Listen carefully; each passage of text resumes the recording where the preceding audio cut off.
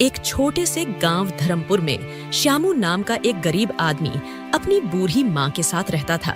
श्यामू के पास कोई जमीन नहीं थी।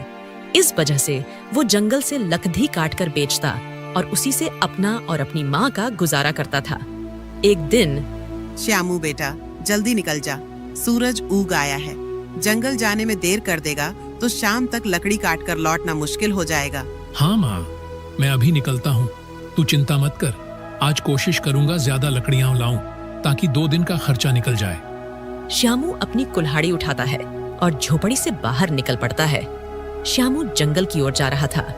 अचानक रास्ते में उसे गांव का सेठ गोपाल दास मिलता है। अरे श्यामू, कहाँ जा रहा है सुबह सुबह?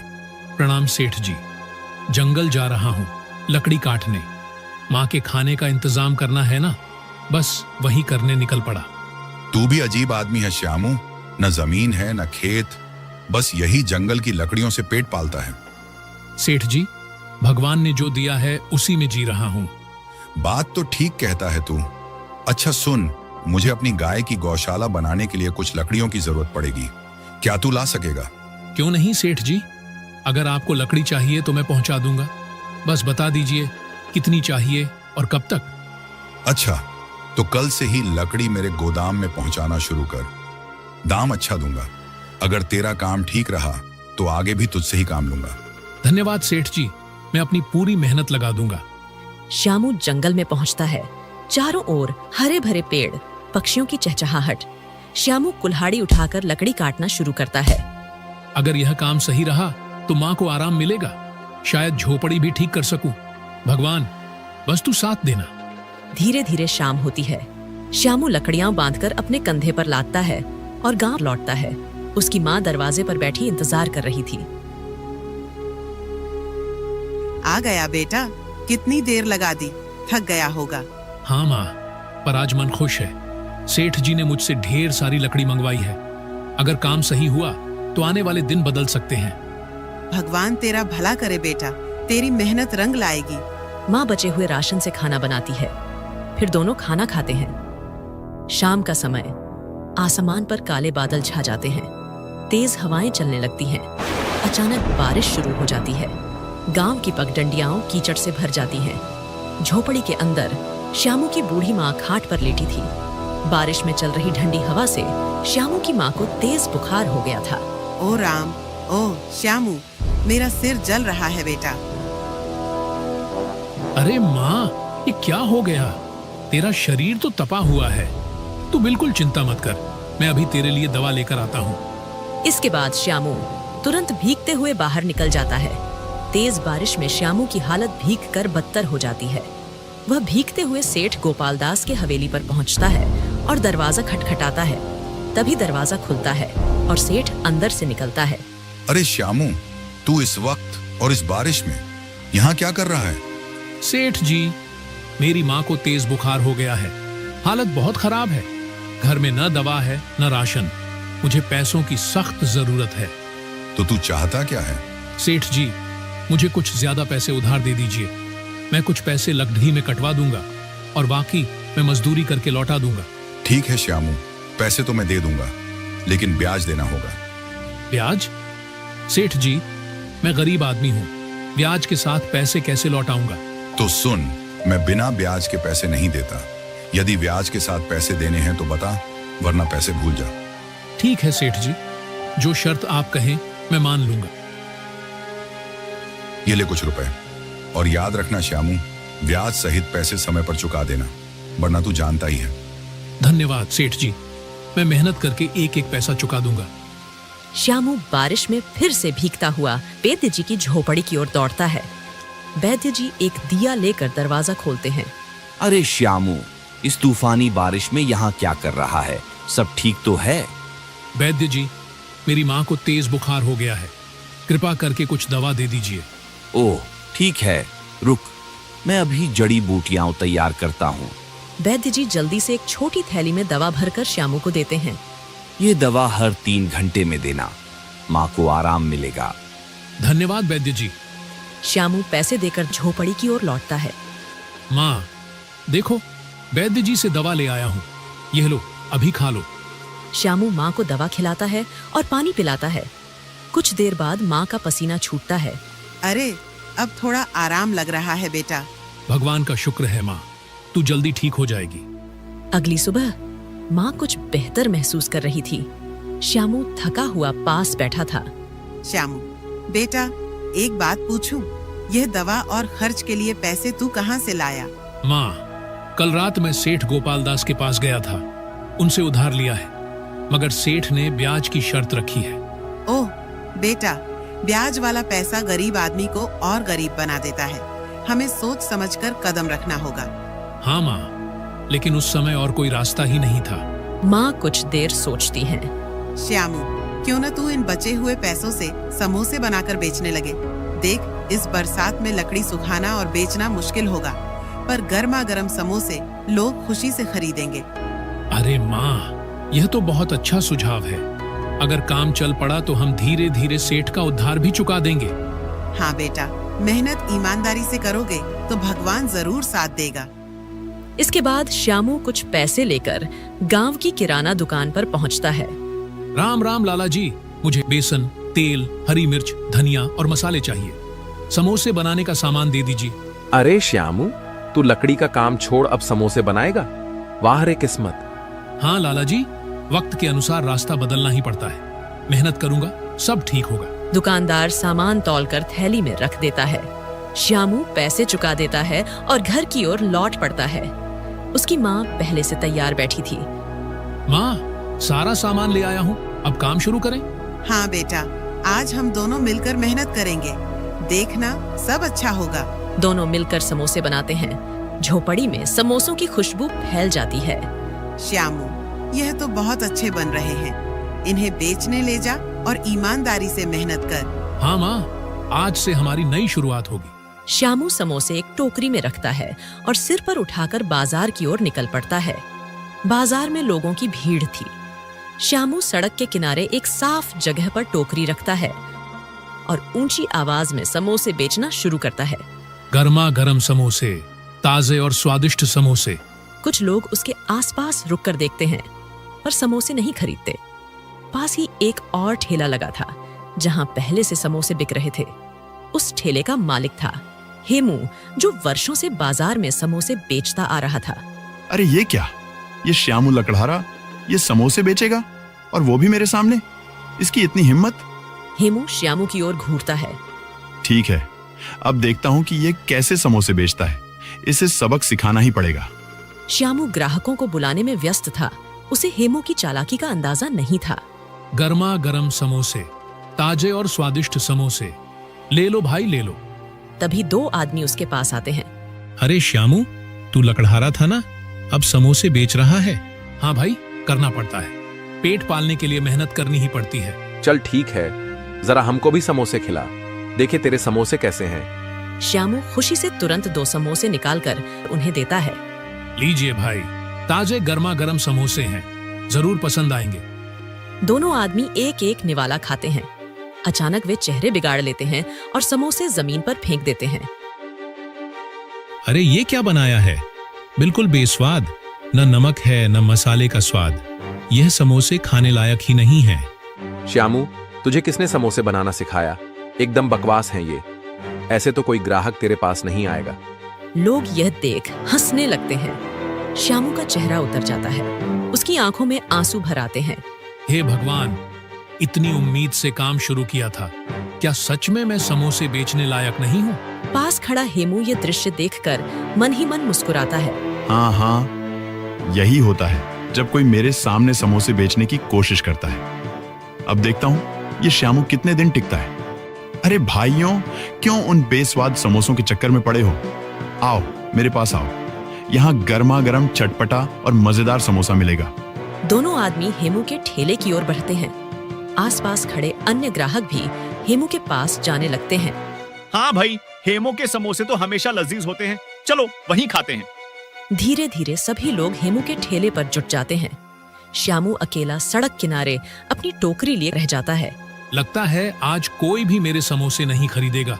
श्यामू निराश मन से अपनी टोकरी उठाता है और भीगी आंखों के साथ घर लौट आता है। झोपड़ी के दरवाजे पर उसकी माँ इंतजार कर रही होती है। क्या हुआ बेटा, समोसे बिके नहीं क्या? श्यामू चुपचाप टोकरी जमीन पर रख देता है। माँ, बाजार में सबने मेरे समोसे बेस्वाद कहकर फेंक दिए, किसी ने पसंद नहीं किए और सारे पैसे भी इसमें लग गए। अब सेठ का कर्ज कैसे चुकाएंगे?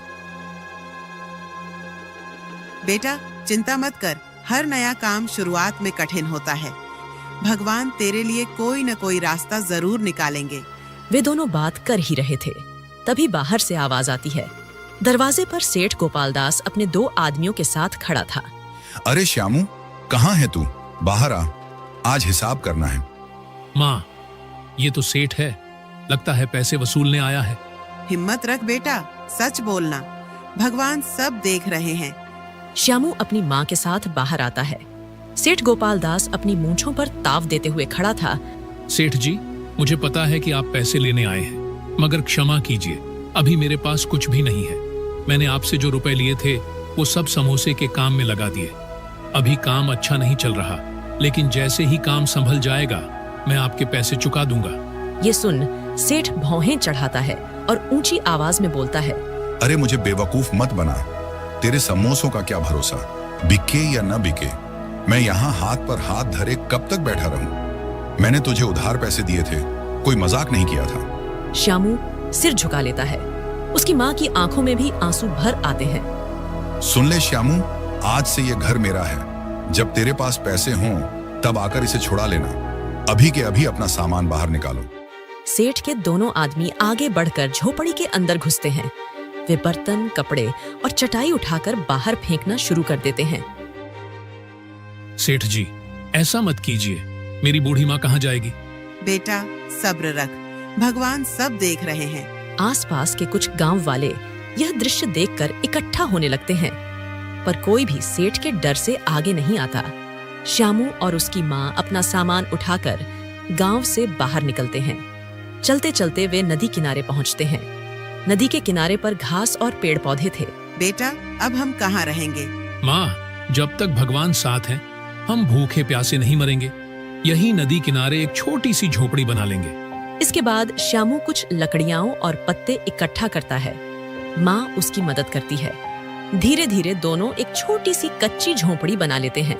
देख, अब सिर पर छत तो है, चाहे कितनी भी छोटी क्यों ना हो। हाँ माँ, ये झोपड़ी ही हमारे लिए महल से कम नहीं। कुछ समय बाद श्यामू फिर से अपने बनाए समोसे टोकरी में रखकर बाजार जाता है। उसका चेहरा उम्मीद से भरा था। शायद आज कोई मेरे समोसे खरीदे, शायद आज सब कुछ बदल जाए। वह सड़क किनारे बैठ जाता है और आवाज लगाता है। गर्मा गर्म समोसे, घर के बने समोसे, लो भाई लो। उसी समय एक बूढ़ा कमजोर आदमी लाठी टेकते हुए हेमू के ठेले के पास पहुंचता है। उसका चेहरा भूख से मुरझाया हुआ था। बेटा, सुबह से कुछ नहीं खाया, जरा कुछ खाने को दे दो, पेट में कुछ सहारा हो जाए। हेमू बूढ़े की ओर देखता है, फिर गुस्से में चिल्लाता है। अरे तुझे दिख नहीं रहा यहाँ कितनी भीड़ लगी है? जाओ आगे बढ़ो, न जाने कहां कहां से चले आते हैं। उसी समय श्यामू दूर से यह दृश्य देख रहा होता है। उसकी आंखों में करुणा भर आती है। बूढ़ा आदमी धीरे धीरे लाठी टेकते हुए श्यामू के पास आता है। बेटा, बहुत भूख लगी है, अगर कुछ खाने को हो तो दे दो। श्यामू बूढ़े को देखता है। ठीक है बाबा, वैसे भी मेरे समोसे कोई नहीं खा रहा, आप ही खा लीजिए। श्यामू अपने हाथ से प्लेट में 2 गर्मा गर्म समोसे रखकर बूढ़े को देता है। पहला निवाला लेते ही उसका चेहरा चमक उठता है। वाह बेटा, तुम्हारे समोसे तो बहुत स्वादिष्ट हैं, सचमुच गजब का स्वाद है। बाबा, क्या आप सच कह रहे हो? सब तो कहते थे कि मेरे समोसे बेस्वाद हैं। अरे बेटा, मैं झूठ क्यों बोलूंगा? यकीन न हो तो खुद खाकर देख ले। श्यामू थोड़ी हिचकिचाहट के साथ टोकरी से एक समोसा उठाता है। अरे, ये तो सच में बहुत स्वादिष्ट है। ये कैसे हो गया? श्यामू की आंखों में हैरानी के साथ खुशी भी झलकने लगती है। बूढ़ा आदमी मुस्कुराते हुए श्यामू की ओर देखता है। फिर वह अपनी झोली में हाथ डालता है और एक छोटी सी थैली निकालकर श्यामू को देता है। बेटा, ये बहुत दुर्लभ जड़ी बूटी है। इसे जब भी अपने समोसे में मिलाएगा, तेरे समोसों का स्वाद कई गुना बढ़ जाएगा। लेकिन याद रखना, ये बूटी सिर्फ भलाई के काम में ही इस्तेमाल करनी है। बाबा, आप कौन हैं और मुझे यह सब क्यों दे रहे हैं? बूढ़ा मुस्कुराता है और धीरे धीरे गायब हो जाता है। ये बाबा थे या खुद भगवान का कोई रूप? संध्या तक श्यामू के कुछ और समोसे बिक जाते हैं। वह थका हुआ मगर थोड़ा खुश होकर घर लौट आता है। माँ, आज भगवान ने चमत्कार कर दिया। कुछ समोसे बिक गए और हाँ, एक बाबा ने मुझे एक जड़ी बूटी दी है। बेटा, हो सकता है वह बाबा भगवान के ही भेजे दूत हों। उनकी बात को हल्के में मत लेना। सुबह होते ही श्यामू गांव की किराना दुकान पर पहुंचता है। लाला जी, ये कुछ पैसे हैं, बाकी उधार में लिख लीजिए। मुझे समोसे बनाने का सामान चाहिए। ठीक है श्यामू, तू ईमानदार आदमी है, तेरे लिए उधार लिख दूंगा। श्यामू सामान लेकर घर लौटता है। घर पहुंचकर माँ और बेटा मिलकर समोसे बनाने लगते हैं। श्यामू बाबा की दी हुई जड़ी बूटी उठाता है और मसाले में मिलाता है। जैसे ही जड़ी बूटी मिलती है, रसोई में एक अद्भुत और मनमोहक खुशबू फैल जाती है। माँ, ये कैसी अद्भुत सुगंध है। लगता है सचमुच ये जड़ी बूटी जादुई है। बेटा, अब तेरे समोसे जरूर बिकेंगे। श्यामू ताजे और सुगंधित समोसे टोकरी में भरता है और उम्मीद भरी नजरों से बाजार की ओर चल पड़ता है। बाजार पहुंचते ही समोसे की महक चारों ओर फैलने लगती है और लोग उसकी ओर मुड़कर देखने लगते हैं। तभी दो आदमी उस उत्साह से श्यामू की ओर बढ़ते हैं। अरे भाई, क्या डाला है समोसे में? खुशबू तो बड़ी लाजवाब आ रही है।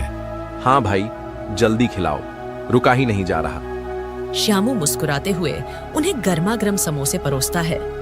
दोनों आदमी समोसे लेते हैं। वाह भाई, कमाल कर दिया। तुम्हारे समोसों में तो बिल्कुल अलग ही स्वाद है। ऐसा तो हमने कहीं नहीं खाया। सही कहा, ये समोसे तो जैसे मुंह में घुल रहे हैं।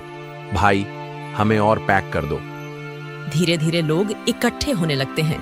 कोई खुशबू से आकर्षित होकर आता है, कोई पहले खा चुके लोगों की तारीफ सुनकर। श्यामू के पास भीड़ लग जाती है। भैया, 2 समोसे इधर भी देना। श्यामू पसीने से लथपथ होते हुए भी प्रसन्नता से सभी को समोसे परोसता जाता है। संध्या तक श्यामू के सारे समोसे बिक जाते हैं। वह टोकरी उठाकर हल्की थकान के साथ मगर दिल में अपार खुशी लिए घर की ओर चल पड़ता है। माँ, आज तो चमत्कार हो गया। मेरे सारे समोसे बिक गए। लोग बार बार तारीफ कर रहे थे। देखा बेटा, भगवान मेहनती और नेक दिल का साथ कभी नहीं छोड़ते। अगली सुबह का बाजार। सुबह सुबह श्यामू टोकरी में ताजे समोसे लेकर बाजार पहुंचता है। समोसे में बाबा की दी हुई जड़ी बूटी मिलाता है। थोड़ी ही देर में समोसों की सुगंध चारों ओर फैल जाती है। अरे वही समोसे वाला आ गया, चलो जल्दी जल्दी ले लें वरना खत्म हो जाएंगे। कुछ ही देर में श्यामू की दुकान पर भीड़ लग जाती है। उधर हेमू अपने ठेले पर गुस्से से देख रहा था। उसके ठेले पर एक भी ग्राहक नहीं था। ये लकड़हारा कहाँ से समोसे वाला बन गया और ऊपर से सब लोग इसके ठेले पर टूट पड़ते हैं। मुझे तो एक एक ग्राहक के लिए आवाज लगानी पड़ रही है। आखिर चक्कर क्या है, क्योंकि इसमें ऐसा कोई हुनर नहीं है। वह गुस्से में मुट्ठियां भींच लेता है। इस प्रकार धीरे धीरे दिन बीतते हैं। श्यामू का नाम पूरे गांव और आसपास के कस्बों में फैल जाता है। कुछ महीनों में श्यामू अब सड़क किनारे से हटकर एक छोटी सी दुकान खोल लेता है। श्यामू की दुकान पर ग्राहकों की लंबी कतार लगी थी। भैया 2 प्लेट समोसे देना और हाँ, चटनी ज्यादा डालना। श्यामू सबको खुशी खुशी परोसता है। उसकी माँ दुकान के कोने में बैठकर गर्व से बेटे को देखती रहती है। कुछ दिनों बाद श्यामू कमाई का बड़ा हिस्सा लेकर सीधे सेठ के घर पहुंचता है। सेठ दरवाजे पर बैठा हिसाब किताब लिख रहा होता है। सेठ जी, ये लीजिए आपके सारे पैसे। अब कृपा करके मेरा घर मुझे वापस कर दीजिए। श्यामू, मैं तुझसे शर्मिंदा हूँ। उस दिन मैंने लालच में आकर तुझ पर ज्यादती की थी। तूने मेहनत और ईमानदारी से अपनी किस्मत बदल दी। मैं तुझसे माफी मांगता हूँ। सेठ खाते से नाम काटता है। जा, अब तेरा घर तेरा हुआ। भगवान तुझे और तरक्की दे। धन्यवाद सेठ जी। श्यामू घर लौटता है। माँ की आंखों में आंसू भर आते हैं। उधर हेमू का ठेला खाली पड़ा था। अब तो मेरा पूरा काम ठप हो गया है। सब लोग उस श्यामू के पास क्यों जा रहे हैं? जरूर कोई राज है उसके समोसों में। मुझे ये जानना ही होगा। एक शाम श्यामू दुकान बंद करने के बाद घर पर समोसे बनाने की तैयारी कर रहा होता है। वह अपने छोटे से डिब्बे से बाबा की दी हुई जड़ी बूटी निकालकर समोसे में डालता है। उस समय खिड़की के पीछे छिपकर हेमू सब देख रहा होता है। ओह, अब समझा, यही उस जड़ी बूटी का कमाल है। बिना इसके तो उसके समोसे साधारण ही होंगे। अब देखता हूं श्यामू, तेरी दुकान कैसे चलती है। रात गहराने पर श्यामू और उसकी माँ सो जाते हैं। तभी हेमू दबे पांव श्यामू के घर में पहुंचता है और उस डिब्बे को ढूंढ निकालता है। मिल गया, यही है वो जड़ी बूटी। अब आएगा असली मजा। कल से लोग फिर मेरे पास ही आएंगे। वह डिब्बा अपने हाथ में दुकाकर चुपके से निकल जाता है। अगली सुबह श्यामू दुकान की तैयारी में जुटा था। श्यामू डिब्बा निकालने अलमारी में हाथ डालता है, लेकिन डिब्बा नहीं मिलता। श्यामू पूरे घर के कोने कोने में ढूंढता है, लेकिन जड़ी बूटी का डिब्बा कहीं नहीं मिलता। उधर हेमू अपनी ठेली के पास बैठा था। सामने वहीं चुराई हुई जड़ी बूटी का डिब्बा रखा था। हाँ, अब देखना, जब ये समोसे तैयार होंगे तो खुशबू चारों ओर फैल जाएगी और लोग फिर से मेरी ठेली पर टूट पड़ेंगे। श्यामू का खेल अब खत्म। वह जल्दी जल्दी समोसे ठेले पर सजा देता है। कुछ ही देर में बाजार में लोग आते हैं। एक ग्राहक हेमू की ठेली पर खड़ा होकर सूंघता है। अरे, ये कैसी गंध है? बड़ी अजीब सी लग रही है। खुशबू तो बिल्कुल वैसी नहीं जैसी श्यामू के समोसों से आती थी। चलो फिर भी एक खाकर देखते हैं। वे समोसा लेते हैं और जैसे ही मुंह में डालते हैं तुरंत थूक देते हैं। अरे, ये तो कड़वा और बेस्वाद है। क्या मिला रखा है इसमें? भाई, ये तो सेहत बिगाड़ देगा। चलो यहाँ से चलते हैं। हेमू के माथे पर पसीना छलकने लगता है। वह खुद एक समोसा खाता है और तुरंत खांसने लगता है। अरे, ये तो सचमुच कड़वा है। उस श्यामू के समोसे ऐसे कैसे मीठे और स्वादिष्ट हो गए? मैंने तो वही जड़ी बूटी मिलाई थी। वह चिढ़कर डिब्बा फेंक देता है। अचानक तेल की कड़ाही गिर जाती है और आग भड़क उठती है। देखते ही देखते उसकी ठेली जलकर राख हो जाती है। अरे अरे, बचाओ, मेरी ठेली जल गई। सन्नाटे में हेमू राख हुए ठेले को देखता है। आंखों से आंसू बहने लगते हैं। अगली सुबह हेमू सीधे श्यामू की दुकान पर पहुंचता है। श्यामू ग्राहकों को समोसे परोस रहा था। हेमू हाथ जोड़कर उसके सामने खड़ा हो जाता है। श्यामू भाई, मुझे माफ कर दो। मैंने तुम्हारी जड़ी बूटी चुराई थी। मैंने सोचा कि तुम्हारी सफलता को छीन लूंगा, पर मेरा सब कुछ जलकर राख हो गया। हेमू, लालच का रास्ता हमेशा बर्बादी की ओर ले जाता है। मेहनत और सच्चाई ही इंसान को आगे बढ़ाती है। मैं तुझे माफ करता हूँ, लेकिन एक बात याद रखना, लालच मत करना। बस मेहनत और ईमानदारी से काम करना, तभी सुख और सम्मान मिलेगा। हाँ श्यामू, अब मैं मेहनत से ही कमाऊंगा। यही मेरी सबसे बड़ी सीख है।